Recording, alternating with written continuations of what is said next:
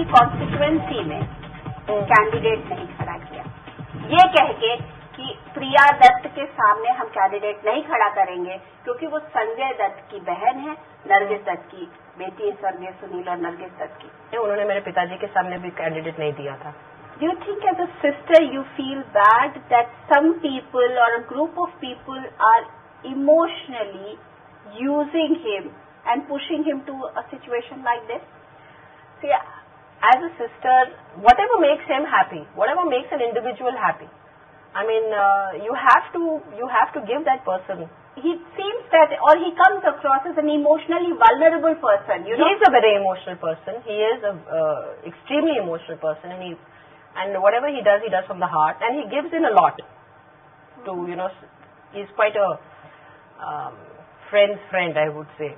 Samajwadi party उनको आपको लगता है कि यूज कर रही है? Of course, I mean, he's campaigning everywhere. He's Sanjay Dutt.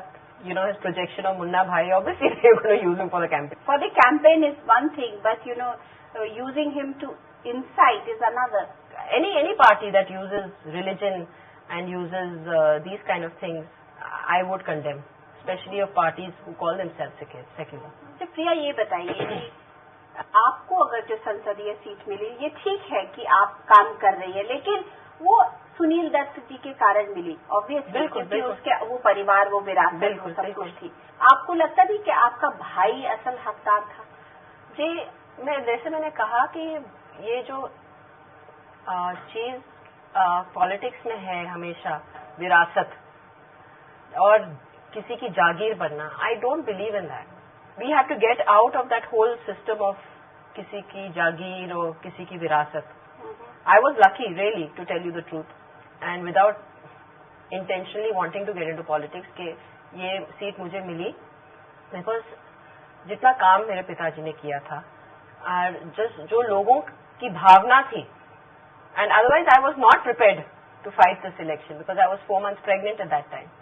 मेरे भाई आना नहीं चाह रहे थे क्योंकि उनका केस भी चल रहा था तब, and he was not interested.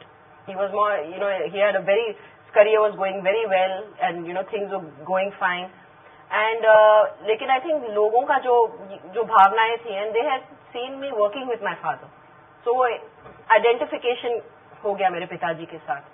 so मैं समझती हूँ कि ये विरासत की बात इसमें आनी नहीं चाहिए।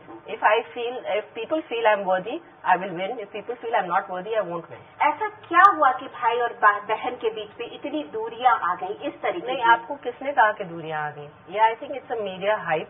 बहुत सारे इश्यूज बहुत पर्सनल होते हैं, बहुत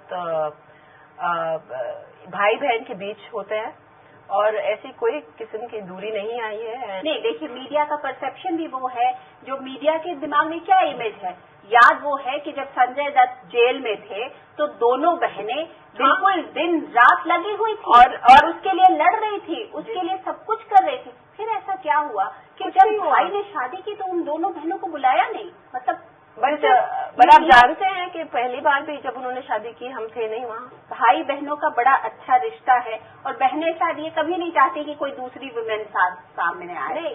I will never impose my decisions on my brother, nor will he impose his on mine. वो जो एक बीच में एक तरीके की बात उठी थी कि शायद मान्यता एज अ भाभी आप लोगों को स्वीकार नहीं थी, वो स्वीकार होते हैं कि किसी को स्वीकार करना है। If he is happy, that is our happiness. अगर संजय खुश हैं, what else do we want?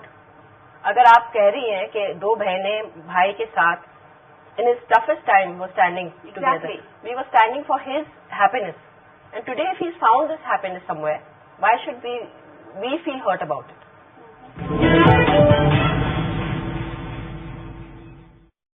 To watch more, log on to www.news24online.com.